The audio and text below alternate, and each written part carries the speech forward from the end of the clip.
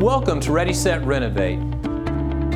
We're doing a 10-part series on condo living. Remodeling a condo is different than remodeling a house, and we're bringing on guests all across the upstate of South Carolina to tell us about it. Whether you've been in a condo for 20 plus years or you're looking to purchase one, we invite you to join us as we answer your questions. Let's get to it. On this episode, we have Brandon Calhoun joining us. Brandon is a mortgage consultant with Countybank. He's going to tell us a little bit about mortgages and how they apply to condos. Some interesting information I think everybody will benefit from, so let's get to it. Brandon, thanks for coming on. Yeah, thanks for having me. Looking forward to this conversation. Yeah, absolutely. Let's start here. Tell us a little bit about yourself and a little bit about what you do on a day-to-day basis. Yeah, Brandon Calhoun with Countybank Mortgage. So I'm a mortgage consultant. So I help clients purchase a new home, purchase a second home, investment property, help them refinance their loan to get lower interest rates. So anything to do with a mortgage, I'm basically involved with. When it comes to condos, mortgages are a bit different. Yes. So the condo lending has changed through the years. It kind of came on during the recession back in 2008, where down in Florida, Nevada, and certain states where there's some condos out there in Florida that huge high-rise condo building that never got off the ground and had to foreclose. So they basically kind of changed the guidelines of what they look for condos and that sort of thing. So condo approvals, not only do I try to get the client approved as far as credit, income, that sort of thing, but I have to actually approve the condo complex to make sure it meets guidelines for Fannie Mae and Freddie Mac, who is the conventional lenders we sell our loans to.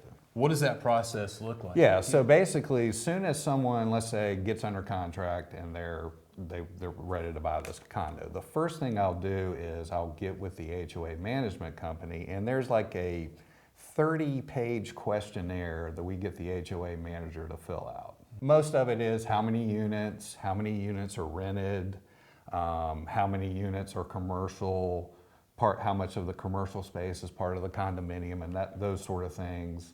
Certain examples of where a condo that I've seen over the past 25 years that I've been doing this that don't qualify is if more than 15% of those units are more than 60 days or more behind on their HOA dues. The HOA plays a huge role. Plays a huge role in making sure they're collecting the dues, because if you have more than 15% of the owners not paying their HOA dues, then that HOA cannot be financially sound based on that information.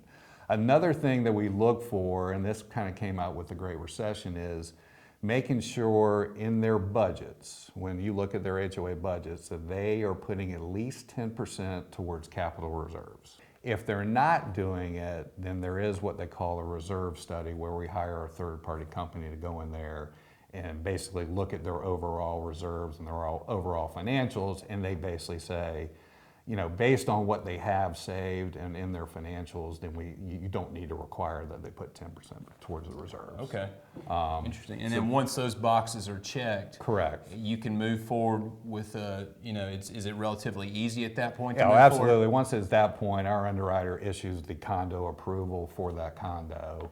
And in our bank, that's good for 6 months. So if I have somebody looking to buy in that condo and they refer their friend that's going to buy in that condo in the next month, you have a 6-month window. It's already been approved for us. So that makes a big sense. What about rates? Condo rates compared to single home? Great question. Depending on how much you put down, there is the line in the sand is basically 25% down. If you buy a primary residence condo and you put at least 25% down or more, there's no difference in the rate. Interesting. If you it's not any higher.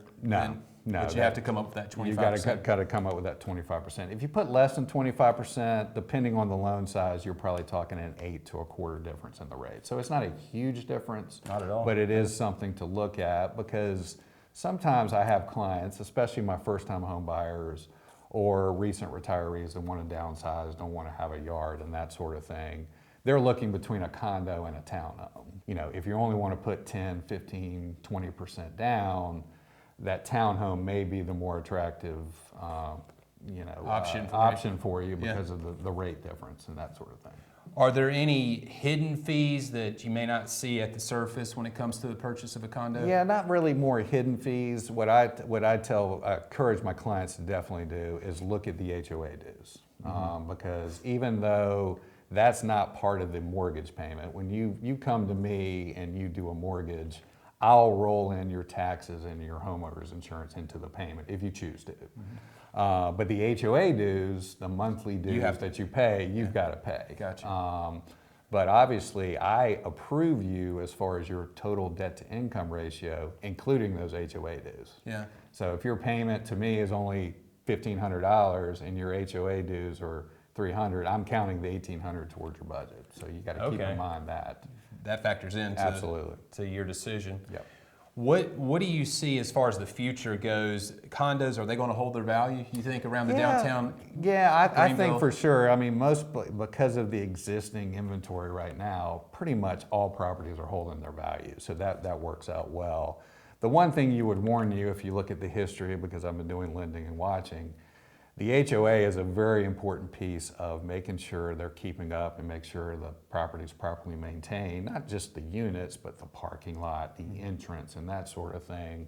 Because think about it, if that is going downhill, a prospective buyer, when they come and go to a showing, they're going to be driving through the neighborhood. The whole value down. It's going down, and that affects every unit in that complex. Sure. It's not just the one unit you're looking at. So, but I would say right now, they're definitely holding values just like anything else, because we have a huge baby boomer population that's now retiring, looking to downsize. Yeah. You know. And you touched on it. The maintenance isn't as high as owning a home. Absolutely. And you have some real conveniences too, being able to go out into the town. Yeah. I had a client that bought a house about 3 or 4 years ago. She has a single family, detached house in a neighborhood. She's looking at a townhome or condo, probably about the same square footage. It's all about downsizing the yard. She's like, I don't have want to time. deal with that anymore. Don't want to have time to deal with it. I got to hire a landscaper. I'd rather be in a townhome where that's covered with my HOA fees. Well, Brandon, there's been some great content here. If somebody wants to explore further with you the purchase of a condo, tell them how they can get in touch with you. Yeah, so we're here in Greenville, right off Pelham Road. My email address is bcalhoun@countybankmortgage.com, or my direct office line is 864-331-2214. Those you can call me or email me anytime, just to explore rates, payments, and that sort of thing. Because the landscape of the mortgage industry, we're all about interest rates right now. That's dominated the conversation of what we're looking at. Can I afford the home, with the rates and down payments and that sort of thing? Is it affordable for me? Can I get approved for it, and that sort of thing? The ideal client that's looking at condo or townhomes is that first-time home buyer. That first-time home buyer doesn't really want to get into a bigger home. It's a little bit more affordable with our condo or townhome. So I'm getting a lot of first-time home buyers looking at condos in that regard. But the biggest thing is my recently retired that want to downsize. Yeah. And generation. Yeah, not want to build a bigger yard. And right now, because rents keep going up and up, I have a lot of clients doing investment property, buying a condo to rent it out, because think about it, as a landlord, you don't have to deal with keeping up the yard, the roof, and all that stuff. It's covered. There's less maintenance there too, Absolutely. Right? So from a landlord investment strategy, it's been very popular. That makes sense. Absolutely. Very helpful information. I appreciate you joining us, Brandon. Yes, thank you. Do you own a condo or are interested in remodeling a condo? We at Daniel Builders can help you. Reach out to us at danielbuilders.com. We'd love the opportunity to talk. So if you'd like to be the next guest on our podcast, we'd love to hear from you. You can reach out to us at info@danielbuilders.com.